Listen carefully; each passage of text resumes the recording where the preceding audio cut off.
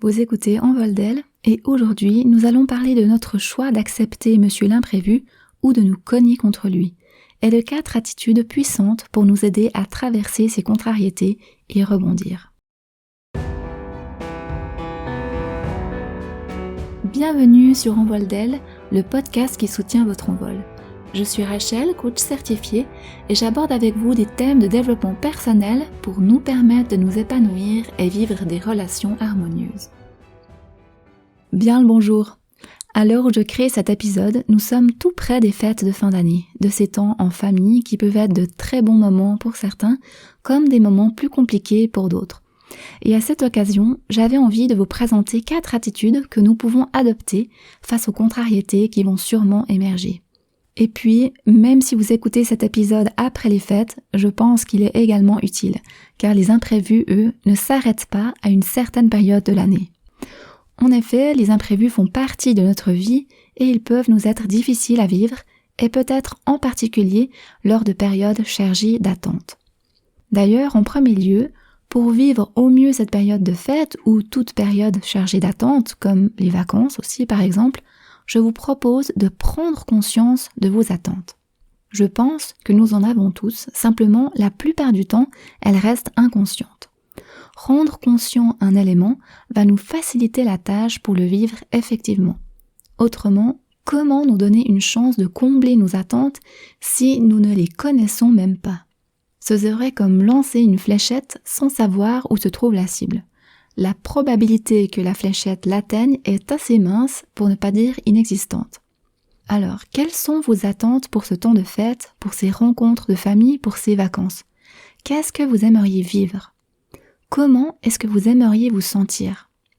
Ce qui serait le top du top, ça serait de pouvoir le faire par écrit, pour poser devant vous, noir sur blanc, ce qui est dans vos pensées. C'est déjà leur donner une première existence, une place moins éphémère et volatile que nos pensées. Une fois que vous avez rendu consciente vos attentes, vous pouvez vous demander « Comment est-ce que je vais pouvoir vivre ça ?» En tenant compte de mes circonstances, qu'est-ce qu'il m'est possible de mettre en place? Ok, et maintenant, place aux imprévus qui vont sûrement s'inviter à la fête également. Donc, petite précision ici qui a son importance, quand je parle des imprévus, je parle des contrariétés et non pas des grosses épreuves de la vie. Ces imprévus, ce sont ces petites choses qui ne fonctionnent pas toujours comme on avait pensé ou comme on aimerait que ça se passe.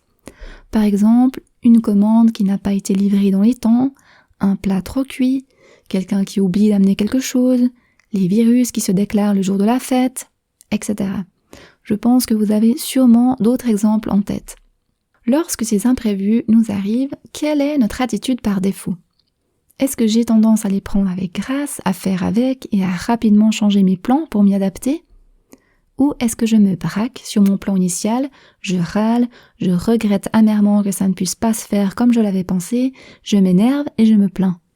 Pour ma part, je pense que pendant longtemps, mon attitude par défaut a été celle de me braquer, de râler, de rester coincée sur mon plan initial. Et depuis quelques années, j'essaie de développer la première attitude, celle d'accepter l'imprévu, de faire avec et de modifier mes plans en lâchant les râlements au passage. Les imprévus, ça fait partie de la réalité. Ils sont là, Monsieur l'imprévu est là. Je peux soit refuser qu'il soit là, me battre contre, ce qui ne change en rien, le fait qu'il soit là, je vais simplement me heurter contre lui comme dans un mur. Ou je peux accepter qu'il soit là, ce qui ne veut pas dire que j'en suis contente ou que je trouve ça agréable, mais simplement reconnaître « oui, j'accepte, tu es bien là, Monsieur l'imprévu ».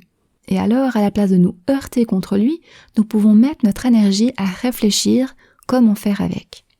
Pour cela, je vous propose 4 attitudes que j'ai trouvées dans le livre « Le miracle de la gratitude » de Lionel Dahl qui peuvent nous aider au moment de la contrariété pour enclencher cette attitude résiliente. Ça consiste à modifier notre vocabulaire au moment de la contrariété, ce qui va changer aussi notre état intérieur. Voici en résumé ces 4 phrases. C'est intéressant, c'est pas grave, c'est utile et c'est rigolo. Nous allons maintenant les passer en revue plus en détail. Première attitude, c'est intéressant. Pourquoi ai-je réagi premièrement par la colère? Qu'est-ce que ça vient me montrer? Comment puis-je progresser? Que puis-je apprendre dans cette situation? Les imprévus peuvent être une occasion d'apprendre quelque chose sur nous, quelque chose de nouveau, d'apprendre une nouvelle attitude. Ainsi, ce qui arrive, c'est intéressant. Deuxième attitude, c'est pas grave. Si je m'imagine dans 10 ans, est-ce que je me souviendrai encore de cette contrariété? Sera-t-elle encore un problème à ce moment-là? C'est l'idée de prendre du recul pour remettre cet imprévu à sa place dans l'ensemble de notre vie. Lorsque je me rends compte qu'il est en réalité vraiment minime, je peux me dire « c'est pas grave ». Troisième attitude, c'est utile. Les contrariétés peuvent être l'occasion de progresser et elles sont ainsi utiles pour notre développement. Elles sont comme un entraînement, comme la musculation l'est pour nos muscles. D'autant plus si nous avons pris la décision de mieux vivre les imprévus, d'apprendre à rebondir face aux obstacles, de garder une attitude de gratitude plutôt que de plainte, alors ce qui arrive, c'est utile. Ça nous permet d'exercer, de mettre en pratique ce que nous souhaitons. Quatrième attitude, c'est rigolo. Parfois, les contrariétés que nous rencontrons deviennent les histoires drôles que nous racontons à nos familles et nos amis. Même si ça peut demander du temps avant d'y parvenir, on peut se dire au moment de l'obstacle que l'on arrivera à en rire un jour, ainsi c'est rigolo.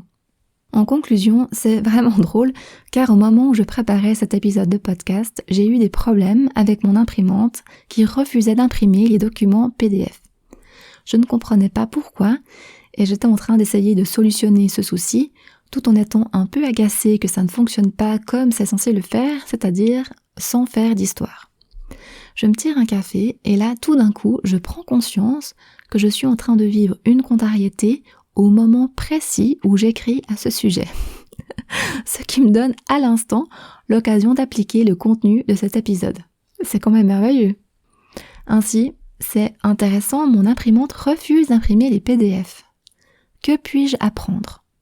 C'est pas grave. Dans 10 ans, j'aurai très certainement oublié ça. C'est utile, ça me permet de m'exercer à cette attitude que je souhaite continuer à développer. Et c'est carrément drôle que ça se présente à ce moment-là. Voilà, je pense que vous aurez à votre tour sûrement des occasions pour vous entraîner ces prochains temps. Alors n'oubliez pas, vous avez le choix d'accepter monsieur l'imprévu ou de vous cogner contre lui. Et ensuite, vous pouvez vous dire « c'est intéressant »,« c'est pas grave »,« c'est utile » ou « c'est rigolo » pour vous aider à traverser ce moment et rebondir. Nous sommes à la fin de cet épisode, je vous retrouve tout bientôt par ici et en attendant, si vous souhaitez recevoir 2 fois par mois un email d'inspiration et d'encouragement, vous pouvez vous inscrire gratuitement à l'étincelle. Le lien sera indiqué dans les notes de cet épisode. Et vous pouvez aussi me suivre sur Instagram ou Facebook sous rachelms.coaching. Merci de m'avoir écouté jusqu'au bout. Si ce podcast vous a plu, merci de le partager autour de vous et de noter avec un maximum d'étoiles pour qu'il soit visible par d'autres. À bientôt!